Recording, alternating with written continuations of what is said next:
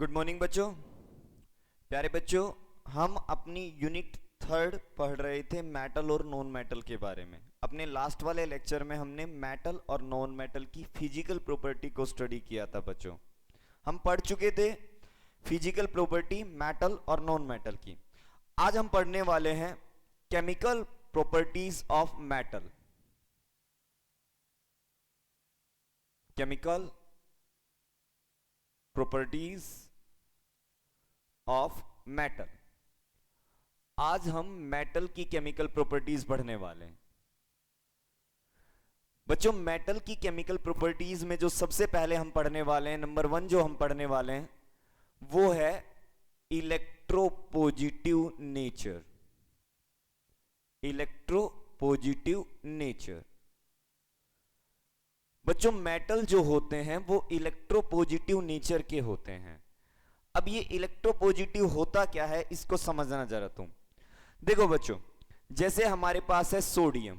हम जानते हैं सोडियम का नंबर 11 होता है, सोडियम 11 नंबर पे होता है और 11 नंबर पे होता है तो इसकी कॉन्फ़िगरेशन होती है 2 8 1। अब सोडियम की टेंडेंसी क्या होती है? एक इलेक्ट्रॉन लूज करने की। और अगर सोडियम एक इलेक्ट्रॉन लूज कर देगा तो इसके ऊपर आ जाता है पॉजिटिव चार्ज। ये एक इलेक्ट्रॉन इसने लूज कर दिया। सेम एज इट इज बच्चों, अगर मेरे पास होता मैग्नीशियम, मैग्नीशियम 12 नंबर होता है, 12 नंबर का मतलब 2 8 2। मैग्नीशियम की टेंडेंसी होती है 2 इलेक्ट्रॉन को लूज करने की, और अगर 2 इलेक्ट्रॉन लूज करेगा तो इसके ऊपर कौन सा चार्ज आ जाएगा? 2 पॉजिटिव। अब कहानी क्या है कि जो मेटल होते हैं उनकी टेंडेंसी इलेक्ट्रॉन को लूज करने की होती है, और अगर कभी भी इलेक्ट्रॉन लूज होगा तो उनके ऊपर चार्ज कैसा आएगा बच्चों?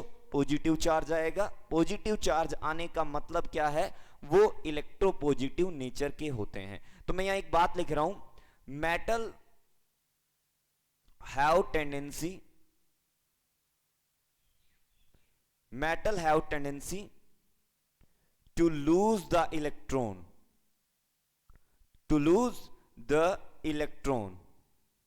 so they are electropositive in nature। इसीलिए वो कैसे नेचर के होते हैं? इलेक्ट्रोपॉजिटिव नेचर के होते हैं। सही बात है यहां तक? अब बच्चों मेटल की टेंडेंसी होती है इलेक्ट्रॉन को लूज करने की, और मेटल की जो रिएक्टिविटी होती है कि कौन सा मेटल जल्दी रिएक्शन करेगा, कौन सा जल्दी नहीं करेगा, ये बात भी इसी चीज पे डिपेंड करती है कि कौन सा मेटल जल्दी अपने इलेक्ट्रॉन को लूज कर देगा। जो जल्दी लूज कर देगा उसकी रिएक्टिविटी ज्यादा होगी, जो जल्दी लूज नहीं करेगा अपने इलेक्ट्रॉन को उसकी रिएक्टिविटी कम होगी। तो मैं यहां एक बात लिख रहा हूं, reactivity of metal, reactivity of metal depend upon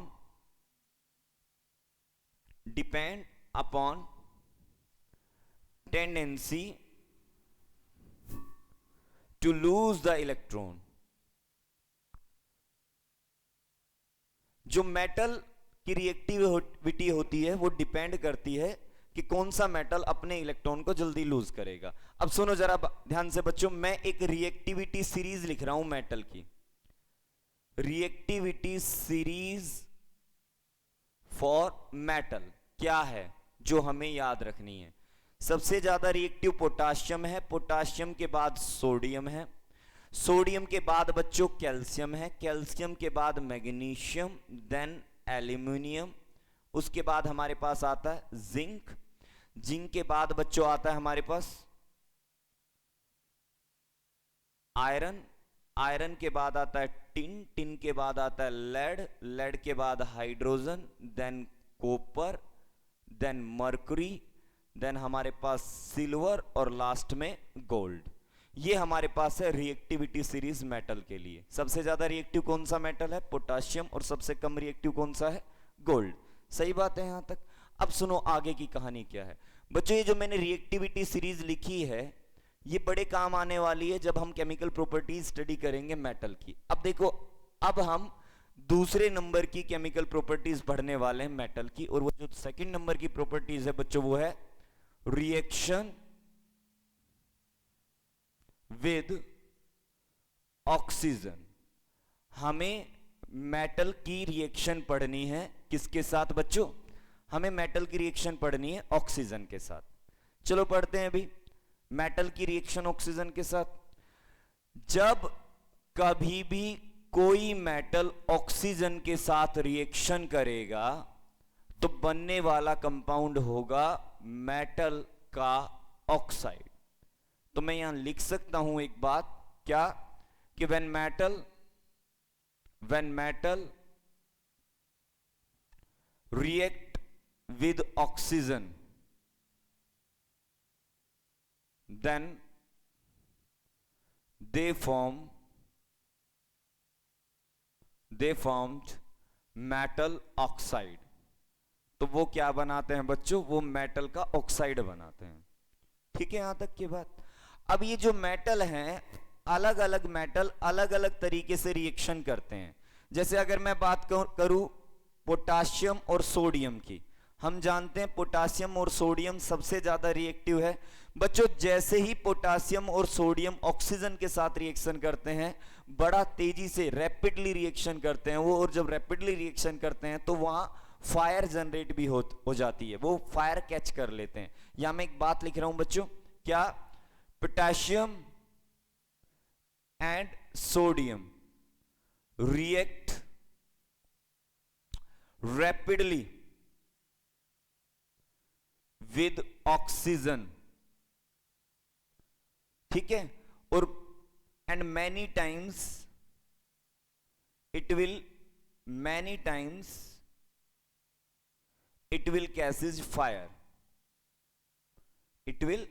catches fire, वो फायर कैच कर लेते हैं। ठीक है, मैं लिखता हूं, जरा देखते हैं पोटाशियम और सोडियम रिएक्शन कैसे करते हैं ऑक्सीजन के साथ।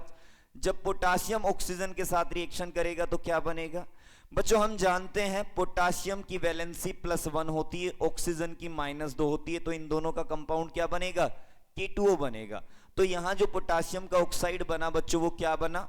K2O बना। बैलेंस कर लेंगे, यहां पोटाशियम 2 है, यहां 1 है, यहां ऑक्सीजन 2 है, यहां 1 ऑक्सीजन है। सबसे पहले तो ऑक्सीजन को बराबर करो, ऑक्सीजन बराबर हो गई।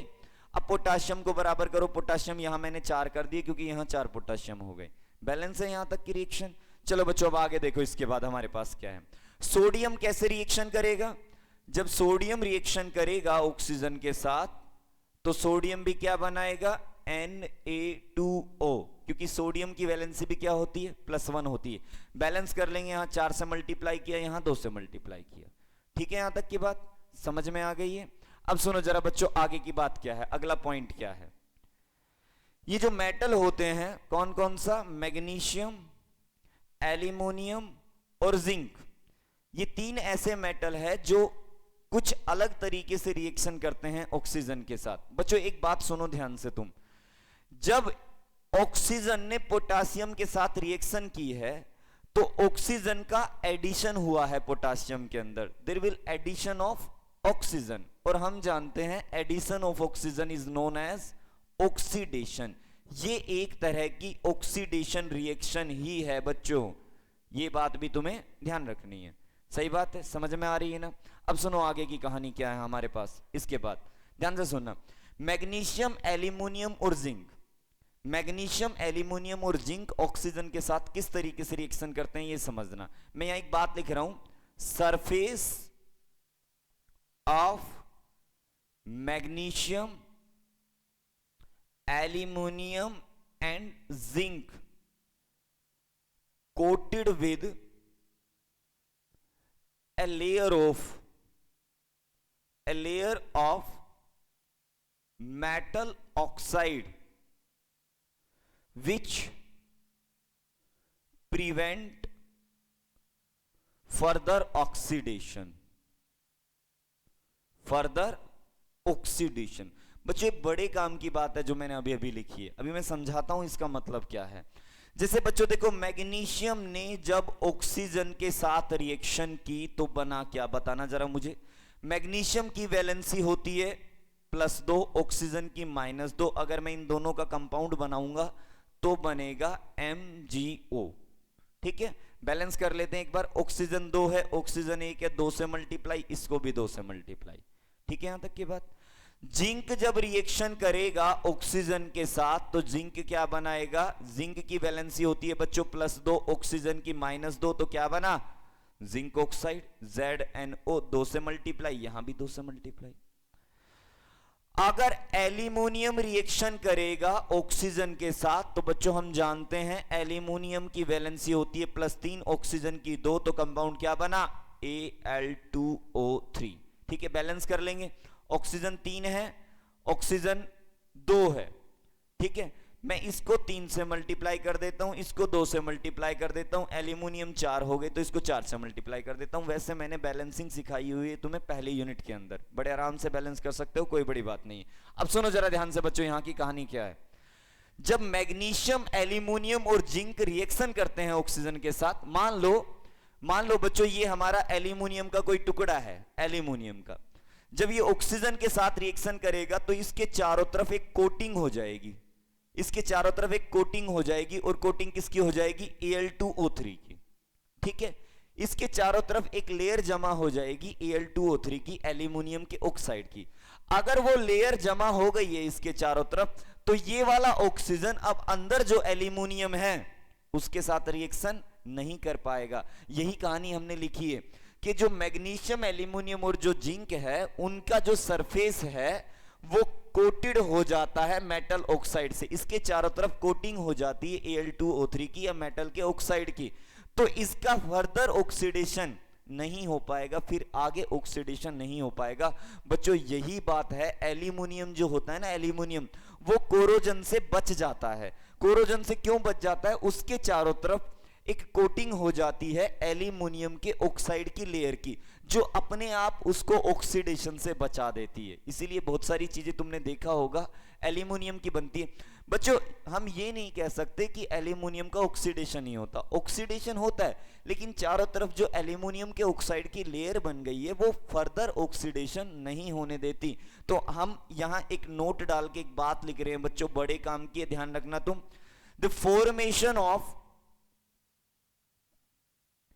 The formation of layer of Al2O3 around aluminium will prevent from corrosion। ये कोरोजन से बचाती है। समझ में आ रही है ना बात, क्लियर है, कोई बड़ी बात नहीं है यहां तक। चलो बच्चों आगे की कहानी सुनो जरा तुम, आगे क्या है हमारे पास।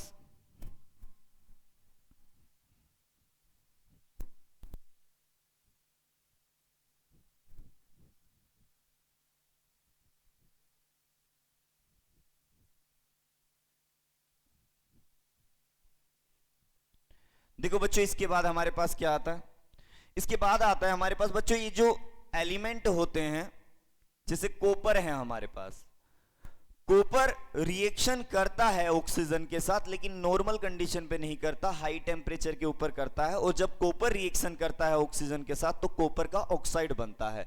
मैं यहां लिख रहा हूं एक और बात, copper react with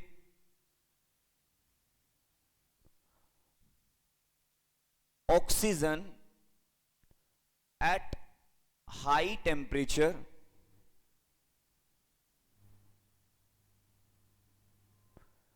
and formed copper oxide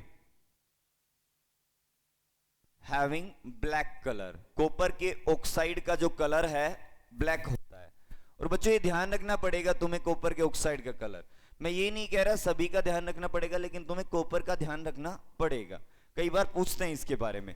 copper ने जब रिएक्शन की ऑक्सीजन के साथ तो बच्चों कॉपर की वैलेंसी हम जानते हैं 2 होती है, ऑक्सीजन की वैलेंसी 2 होती है, तो ऑक्सीजन की -2 होती है, तो ओवरऑल हमारे पास क्या बना, CuO बना। बैलेंस कर लेंगे, यहां मैंने 2 से मल्टीप्लाई किया तो यहां भी मैंने 2 से मल्टीप्लाई कर दिया। इसका कलर कैसा होगा बच्चों, इसका कलर ब्लैक होगा।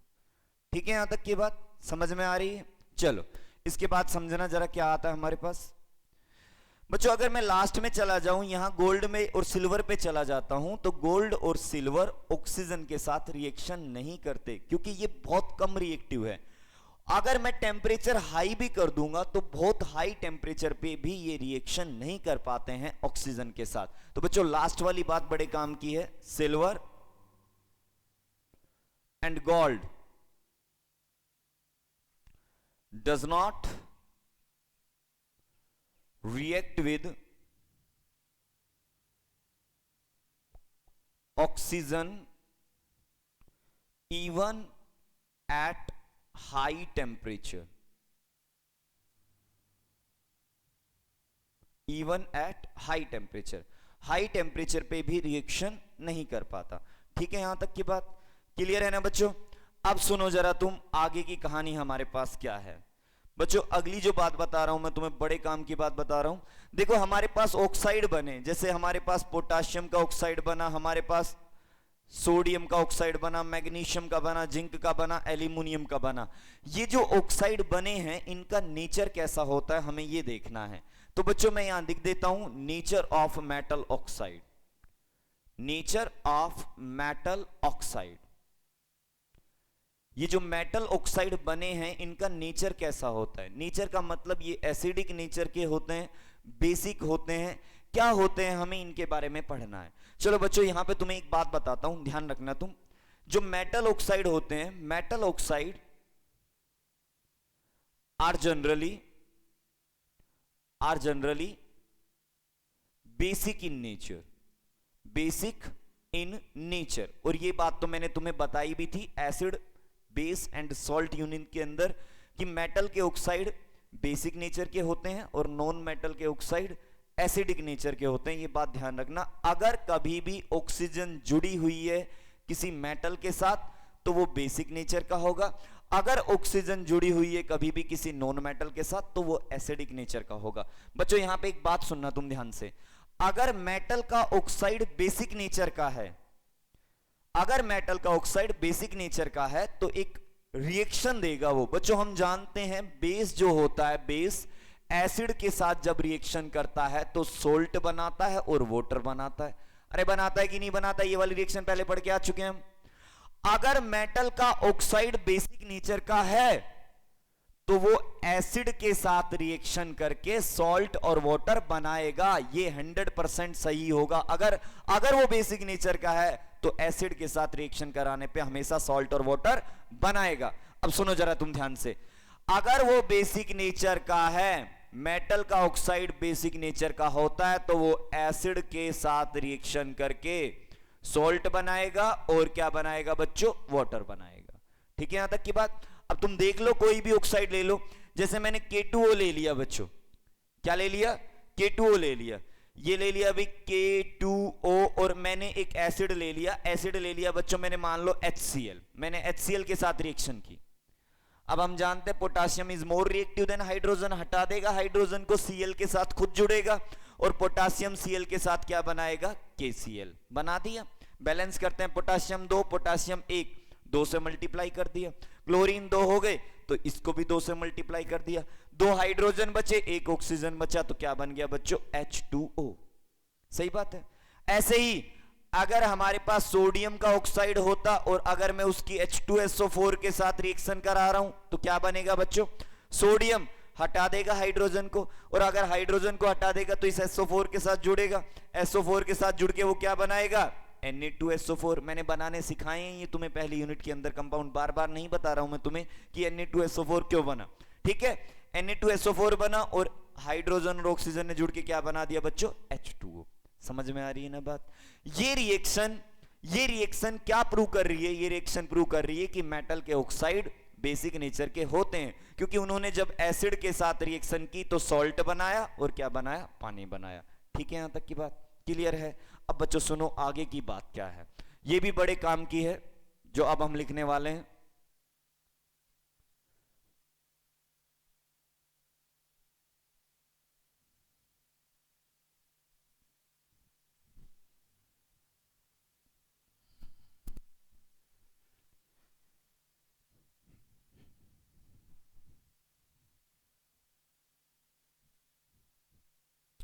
देखो बच्चों ध्यान से समझना, नेक्स्ट हमारे पास क्या है, ऑक्साइड ऑफ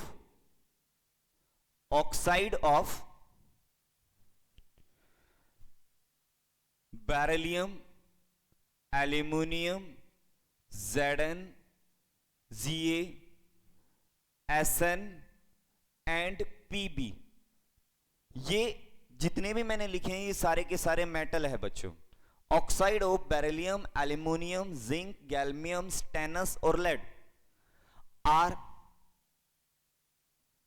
एम्फोटेरिक नेचर। अब ये एम्फोटेरिक नेचर क्या होता है?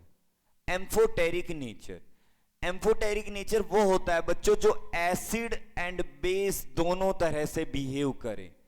बच्चों अभी अभी मैं तुम्हें एक बात बताइए क्या कि मेटल के ऑक्साइड बेसिक नेचर के होते हैं, लेकिन ये जो तुम्हारे सामने 6 मेटल लिखे हुए हैं, 6 मेटल लिखे हुए हैं, beryllium, aluminium, zinc, gallium, stannous और पीबी, ये ऐसे मेटल होते हैं बच्चों जिनके ऑक्साइड एम्फोटेरिक नेचर के होते हैं, मतलब वो एसिड और बेस दोनों तरह से बिहेव करते हैं। अब याद करने का तरीका सुनो, तुम्हें याद कैसे रहेगा? तुम्हें एक बात ध्यान रखनी है। क्या ध्यान रखनी है? देखो ये मेटल है जिनके ऑक्साइड एम्फोटेरिक नेचर के होंगे, तुम्हें ये वाली बात ध्यान रखनी है। बी फॉर बेटा, एल अली, जेडन जान, जीए गए, एसएन सुनो और पीबी प्रभु। बेटा अली जान गए सुनो प्रभु, इस लाइन से हम याद रख सकते हैं कौन कौन से ऐसे मेटल है जिनके ऑक्साइड एम्फोटेरिक नेचर के होते हैं। अगर बच्चों मैं तुम्हें कहूं कि इसका ऑक्साइड होता क्या है, बेरिलियम का ऑक्साइड होता क्या है? बेरिलियम की वैलेंसी होती है +2 और +2 वैलेंसी का ऑक्साइड होता है बच्चों BeO। ठीक है, इसका ऑक्साइड क्या होगा? इसका ऑक्साइड तो अभी पढ़ के आए थे Al2O3। Zn का ऑक्साइड ZnO, इसका ऑक्साइड होता है बच्चों Ga2O3 क्योंकि इसकी वैलेंसी +3 होती है। स्टेनस की वैलेंसी +4 होती है तो इसका ऑक्साइड होगा SnO2 और इसकी वैलेंसी +4 होती है तो PbO2। ठीक है, और ये PbO भी होता है। अब सुनो जरा ध्यान से बच्चों आगे की कहानी क्या है। ये जितने भी ऑक्साइड मैंने तुम्हारे सामने लिखे हैं ये सारे के सारे कैसे ऑक्साइड है? Amphoteric oxide. कैसे ऑक्साइड है? Amphoteric oxide. क्लियर है? यहां तक की बात समझ में आ गई? तो बच्चों अभी हमने पहली रिएक्शन पढ़ी है, रिएक्शन विद ऑक्सीजन। ऑक्सीजन के साथ रिएक्शन करने पे मेटल का ऑक्साइड बनता है। मेटल का ऑक्साइड बेसिक नेचर का भी हो सकता है और एम्फोटेरिक भी हो सकता है। एम्फोटेरिक मैंने तुम्हें बताया किन किन का होगा, इनके अलावा जितने भी मेटल बचते हैं सभी के ऑक्साइड बेसिक नेचर के होते हैं। क्लियर है बच्चों? अब सुनो हमारे पास नेक्स्ट केमिकल रिएक्शन कौन सी आती है? थर्ड केमिकल रिएक्शन की बात करते हैं और अब हम पढ़ेंगे रिएक्शन विद वाटर, पानी के साथ रिएक्शन।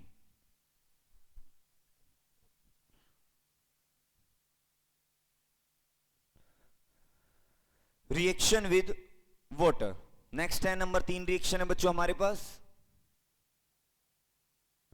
रिएक्शन विद वाटर, पानी के साथ रिएक्शन।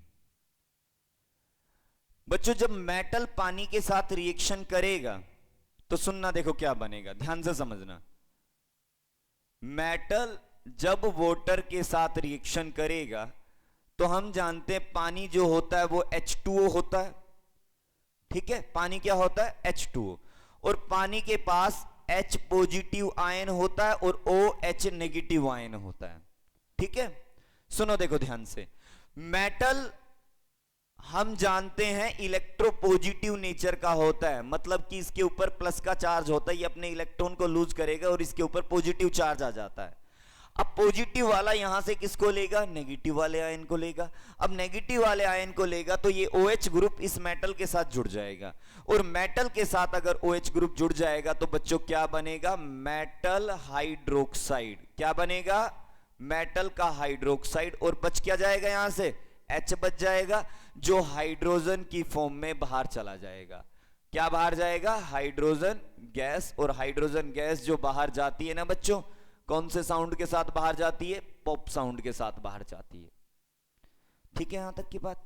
लेकिन यहां एक काम की बात है बच्चों, ये वाली जो रिएक्शन होती है ये ऑर्डिनरी टेम्परेचर पे होती है, नॉर्मल टेम्परेचर पे होती है। ठीक है, अगर टेम्परेचर हाई ले लिया मैंने बच्चों, अगर मैंने टेम्परेचर हाई ले लिया और मैं वाटर की रिएक्शन करा रहा हूं गैस के साथ,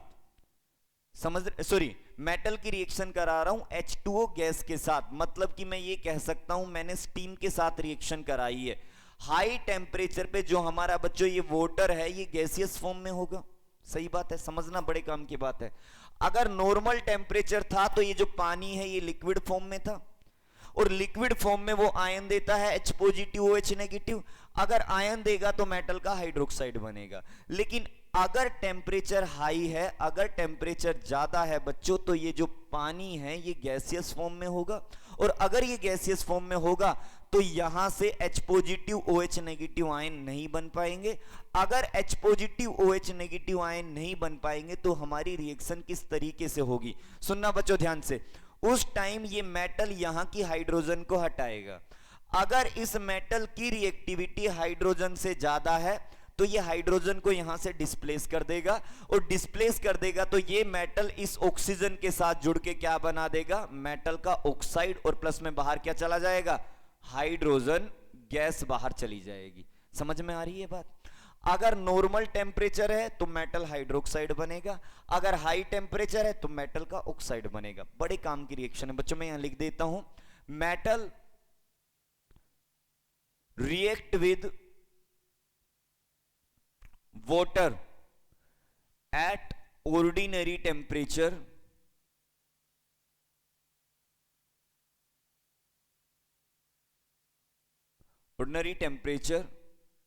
and form metal hydroxide, but at a high temperature form metal oxide। High temperature पे मेटल का ऑक्साइड बनता है। ठीक है, यहां तक की बात क्लियर है। अब सुनो जरा, शुरुआत करते हैं।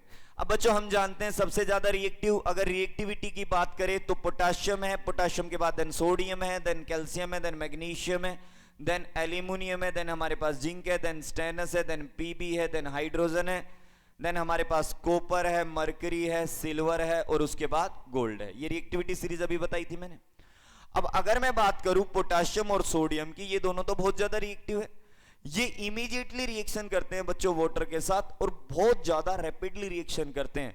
रिएक्शन इतनी तेजी से होती है कि वहां से जो हाइड्रोजन गैस बाहर जाती है उसका अमाउंट भी बहुत ज्यादा होता है। और बच्चों हाइड्रोजन गैस एक एक्सप्लोसिव गैस होती है, विस्फोटक गैस होती है। इसीलिए जैसे ही मैं सोडियम और पोटाशियम को पानी के अंदर डालता हूं बच्चों, वो फायर कैच कर लेते हैं, उनमें आग लग जाती है। मैं यहां एक बात लिखता हूं,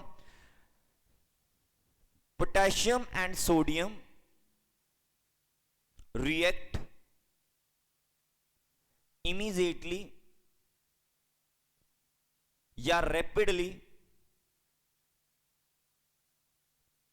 with water and catches fire, और फायर कैच कर लेते हैं। देखो सुनो ध्यान से, पोटाशियम जब रिएक्शन करेगा पानी के साथ लिक्विड फॉर्म में ऑर्डिनरी टेम्परेचर पे करेगा तो KOH बनेगा और हाइड्रोजन गैस बाहर जाएगी।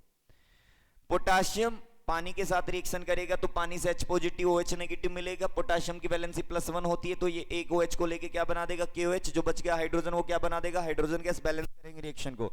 अगर मैं बैलेंस करता हूं तो हाइड्रोजन 2 है और एक 3 हो गए, इधर 2 हाइड्रोजन है, तो बच्चों इसको 1/2 कर दो।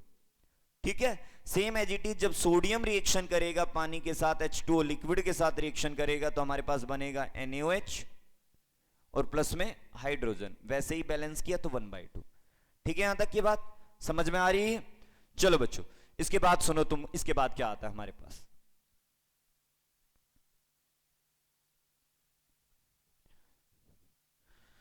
जो ये एलिमेंट होते हैं बच्चों, एल्यूमिनियम, जिंक और iron.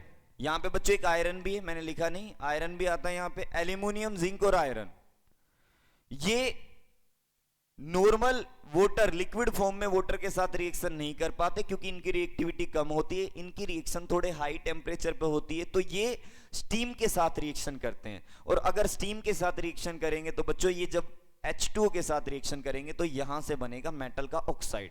Potassium, sodium, calcium, magnesium जब कभी भी वाटर के साथ रिएक्शन करेंगे तो मेटल का हाइड्रोक्साइड बनेगा क्योंकि इनकी रिएक्शन ऑर्डिनरी टेम्परेचर पे होगी। लेकिन एल्यूमिनियम, जिंक और आयरन जब रिएक्शन करेंगे बच्चों इनकी रिएक्शन हाई टेम्परेचर पे होगी। हाई टेम्परेचर का मतलब मेटल का ऑक्साइड बनेगा। मैं लिख देता हूं aluminium Zn and Fe react with water at high temperature and form metal oxide, metal का ऑक्साइड बनाते हैं। ठीक है यहां तक की बात। चलो अब सुनो जरा ध्यान से, कहानी क्या है। एल्यूमिनियम ने ऑक्सीजन के साथ H2O के साथ रिएक्शन की तो क्या बनेगा। अब एल्यूमिनियम हटाएगा हाइड्रोजन को यहां से, ऑक्सीजन के साथ जुड़ के क्या बना देगा Al2O3। सबसे पहले तो बच्चों बैलेंस करो इसको, ऑक्सीजन 3 ऑक्सीजन 3 हो गई। ठीक है, एल्यूमिनियम 2 एल्यूमिनियम 2 हो गया, बच गया क्या 3 हाइड्रोजन, वो बाहर चला गया यहां से। ठीक है, जिंक ने जब रिएक्शन की H2O के साथ तो क्या बनेगा, जिंक हटा देगा यहां से हाइड्रोजन को, ऑक्सीजन के साथ जुड़ के क्या बना देगा ZnO और बाहर क्या चला जाएगा H2। आयरन जब रिएक्शन करेगा H2O के साथ तब क्या बनेगा, अब आयरन हटाएगा हाइड्रोजन को तो ऑक्सीजन के साथ जुड़ के बनाता है Fe2O3 और हाइड्रोजन यहां से बाहर चला जाएगा। बैलेंस करेंगे, 3 से मल्टीप्लाई किया, आयरन 2 है तो 2 से मल्टीप्लाई किया और यहां हमारे पास कितनी हाइड्रोजन, 3 हाइड्रोजन बाहर चली जाएगी। समझ में आ रही है बात। अरे बड़े आराम से कह सकते हैं आयरन की वैलेंसी 3 होती है, ऑक्सीजन की 2 होती है तो Fe2O3 बनेगा। इस तरीके से बनाया है मैंने। ZnO कैसे बनाए, जिंक की वैलेंसी 2 ऑक्सीजन की तो ZnO बनेगा। समझ में आ रहा है, ये बात तो हम पहली यूनिट के अंदर समझा चुके हैं तुम्हें। अब सुनो जरा बच्चों, देखो इसके बाद क्या है। अगर मैं बात करूं इनकी हाइड्रोजन से नीचे वाले की, कॉपर, मरकरी, सिल्वर और गोल्ड की बात करूं बच्चों, एक बात बताओ मुझे, अगर यहां कॉपर होता और मैं H2O के साथ, गैसियस वाले H2O के साथ रिएक्शन कराता तो क्या होता। क्या कॉपर हाइड्रोजन को डिस्प्लेस कर देगा, कॉपर हाइड्रोजन को डिस्प्लेस नहीं कर सकता। क्यों, क्योंकि कॉपर की रिएक्टिविटी हाइड्रोजन से कम होती है, इसीलिए कॉपर कभी भी हाइड्रोजन को डिस्प्लेस नहीं कर पाएगा। इसका मतलब बच्चों ये वाली रिएक्शन नहीं होगी। आगे मैं तुम्हें जो बात बता रहा हूं ना बच्चों, बड़े काम की है, और वो क्या है, copper, silver, mercury and gold does not react with water,